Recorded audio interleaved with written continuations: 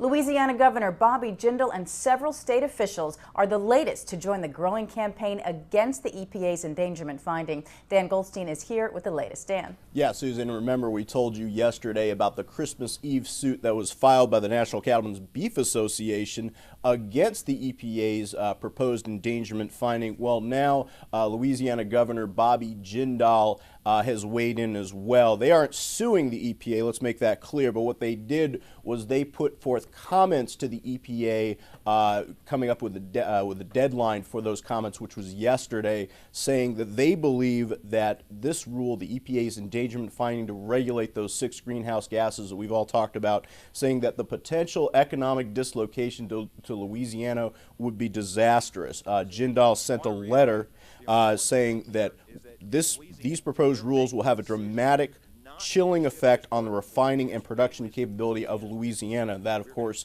is ranked up there with Texas and Oklahoma when it comes to production and refining.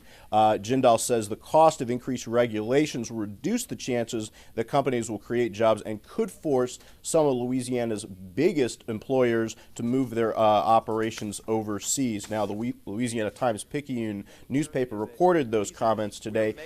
Keep in mind, this is interesting, Susan, is that Louisiana's own coastal restoration plan cited the UN's Intergovernmental Panel on Climate Change prediction, saying that in Louisiana, seas could rise 1.5 feet to 3 feet over 100 years. Now, that was not mentioned, of course, in Jindal's letter to the EPA. He was obviously more concerned about what he saw as the economic dislocation rather than the climate dislocation when it came to the state of Louisiana. This is what he had to say in a letter. Basically, there is no doubt, quote, that this change will have a profound negative impact, economic impact, on the state of Louisiana as well as the entire country.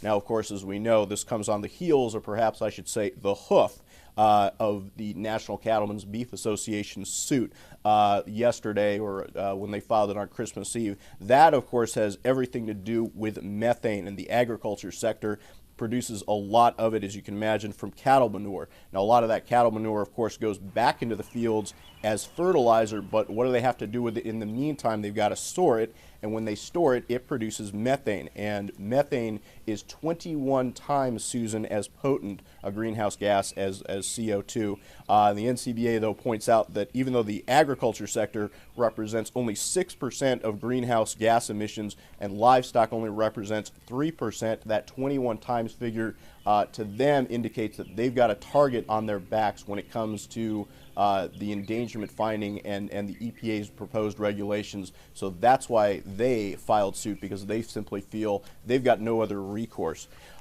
Basically, bottom line, Susan, you're going to see a lot more of these efforts, I think, probably on the part of Republicans and industries trying to slow this down any way they can. They know they don't have the votes in Congress.